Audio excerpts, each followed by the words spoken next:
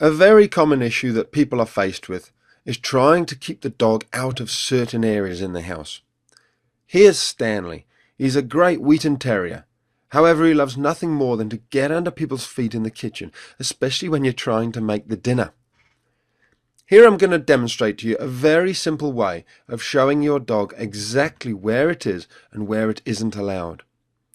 To Stanley's owners, it seems like either he doesn't know exactly where he's allowed or he doesn't care.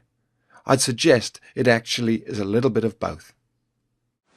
So if this is the line where you don't want the dog to go into the kitchen, the dog can't really see exactly where it is. We have it in our own minds as to where we think it is.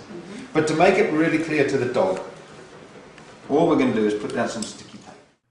It's crucial that there's a very obvious line for your dog, such as a change in the floor surface from wood to carpet. If there isn't, you need to make a clear dividing line using tape. Don't worry, it doesn't have to be forever.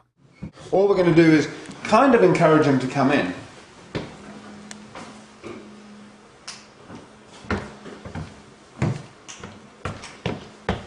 You already notice there's something up. There's a line there. So look at that. We haven't even trained him. That line has just gone down. He knows. Good boy, Stan. Outside, out the kitchen. Good boy. Good boy. Here I'm demonstrating how clear the message is to Stanley. I'm dropping some food on the floor and he still doesn't come in. So we haven't really, I mean, you've been training him a little bit to keep him out of the kitchen, but you can see the power of that white line. He almost has instantaneously realised that is the line. It's now very clear. I don't know how you'll feel. Out the kitchen, out the kitchen. Good boy, good boy. Okay, so out of the kitchen when he backs off, praise him. When he's out the kitchen, we praise him. Now what we don't want to do is get him to think that every time he comes in here, if we chase him out, he gets a treat. We want him off the line. So we're actually going to say, out the kitchen, good boy. We don't want him in the kitchen at all. And he's not allowed to touch that line with his foot.